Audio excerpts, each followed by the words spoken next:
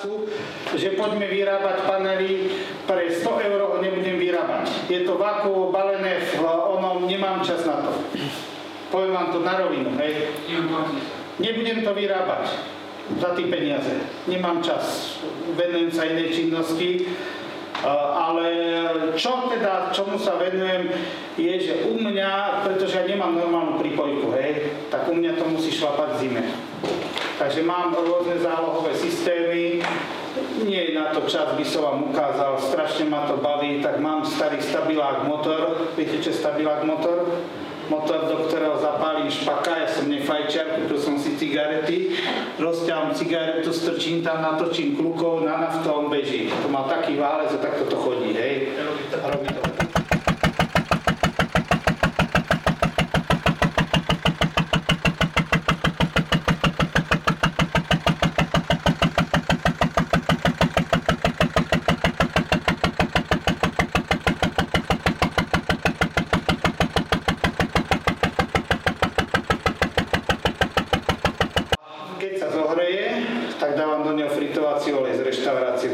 A to mi tam beží, to tak keď som doma cez víkend, to nechám celý deň bežať, keď je zlé počasie, tak podobíjame baterky, hej, mám tam dynamo z vagóna, hej, a toto dobíja a túto zimu boli veľké mrazy a to je problém ten stabilák štartnúť zime, lebo nie preto, že by nechcel chodiť, ale nafta je zlá, viete, ako nafta má zamrzne, hej, tak zamrzne mám v aute a ja tam točím kľukov ako sprostý vždycky.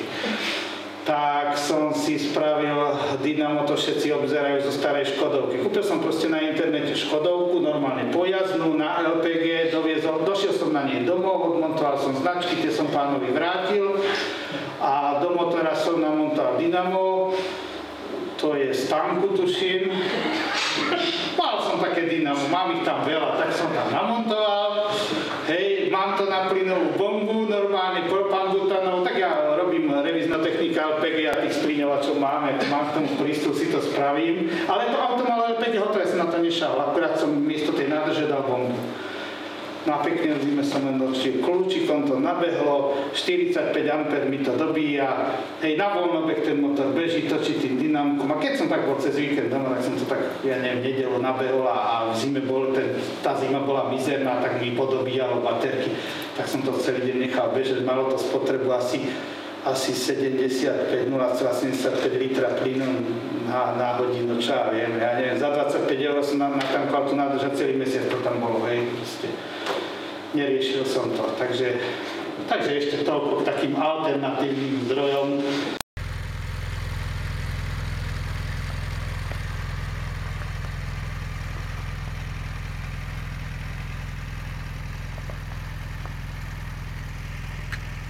Ja si nemyslím, že všetko by malo byť úplne zadarmo, hej, čo sa týka energií, ale hovorím, čo sa týka toho luxusu, mám doma v tom byte úplne všetko. Hej, nie som vôbec obmedzovaný, mám vlastnú Wi-Fi sieť, mám vlastnú klimatizáciu, mám čistiareň biologických odpadných vod, mám samozrejme vrt, mám vodu, teplú, studenú, normálne všetky systémy ako v normálnom byte. Je to spravené z dvoch kamionov a je tam 70 m2 obytnej plochy ako v byte.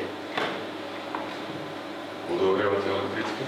Vodu ohrievam 4 spôsobmi, v lete mám čiernu hadicu na streche s nejakou elektronikou jednoduchou, a v zime kúrim drevom, všade bývam v lese, mám vlastný les, takže kúrim drevom, takže mám tam taký výmeníček na tej peci, tak to mi zohrie 150 litrov boiler mám. No a ešte môžem elektricky zohrievať a ešte mám na naftu. Taký ten bufík, čo je v kamióne, čo ohrieva vodu, tak to v takom prechodnom období, že ani sa už nekúri, a ešte ani slnko není, tak zmačnem tlačítko, to ide na 24 V, pod návesom mám takú bandásku s naftou, on to sotiaľ bere naftu za 2 deci, zohrie 100 litrov vody. Viete, ako to je ten ohrievač, čo to je z Volva, mám pocit toto. Chemické reakcie, kde už neviete vrátiť spátky.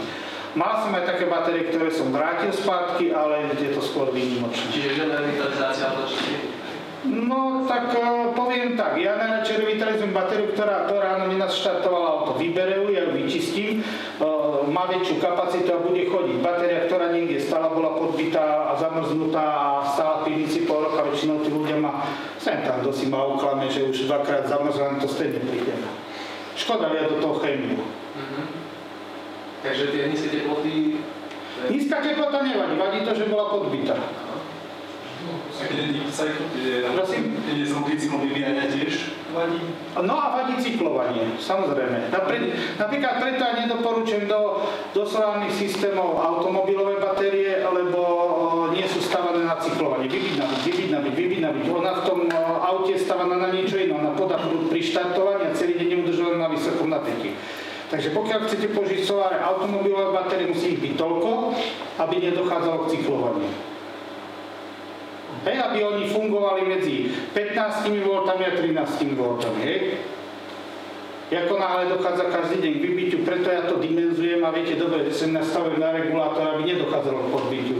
Váš systém to nedovolí. Ja ináč dávam záruku na revitalizované batérie len tomu, komu som robil elektrárne.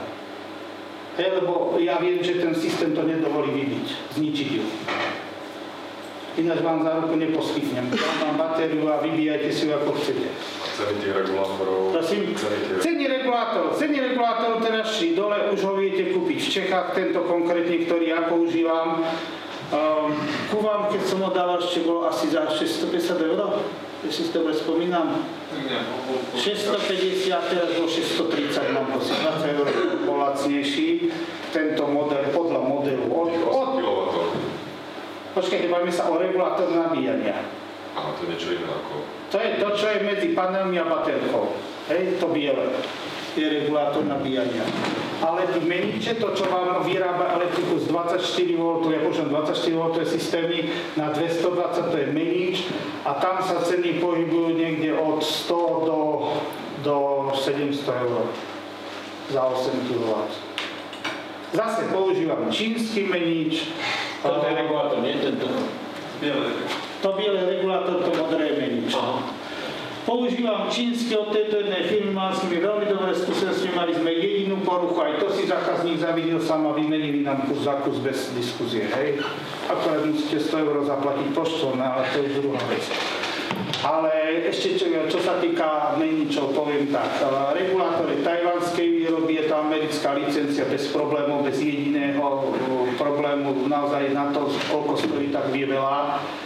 A menič je čínskej výroby, len poviem vám tak, keby ste si chceli kúpiť takýto 5 kW menič nemeckej výroby, tak dáte za ňo 2 500 €. Tento vieme zohnať za 650. Ale zase nedoporučujem, ste si ho odfotili a kúpili sami z eBaya, lebo ja každý, ktorý príde, dám rozobrať a dohodiť. Poviem to na rovinu. Včera som mal pána, ktorý si, ja môžem vyprávať do týchto zážitkov do nekonečna, nechcem brať čas ďalším, ktorý si ho objednal sám z Kanady a už sa z neho zadýmilo. Včera mi písal, že čo s tým, lebo teraz ho rozobral, zistil, že tam neboli dobre doletované káble a to je na človeku povedal, že on si to spraví sám, tak ako ja to tak robím, že urobte si sami. Slovák a Čech je taký, všetci sme chalupári, všetci chceme sami, akorát nerozumiem tomu, že kúrenie si dáte spraviť firme, aj okna si dáte spraviť firme, len fotovoltaiku si každý robí sám. Viete, čo chcem tým povedať? Je to špeciálna vec a naozaj, keď nebudete mať skúsenosti s tým, tak to neurobíte dobre. Kde vás môžu našli? Dám vám potom vizitku, dobre, neviem tu bez problémov. Mám to pri Povazskej Bystrici, ale už sme sa tu dneska riešili, že aj k túto pánu Blončákovi sa môžete pozrieť, ten je bližšie.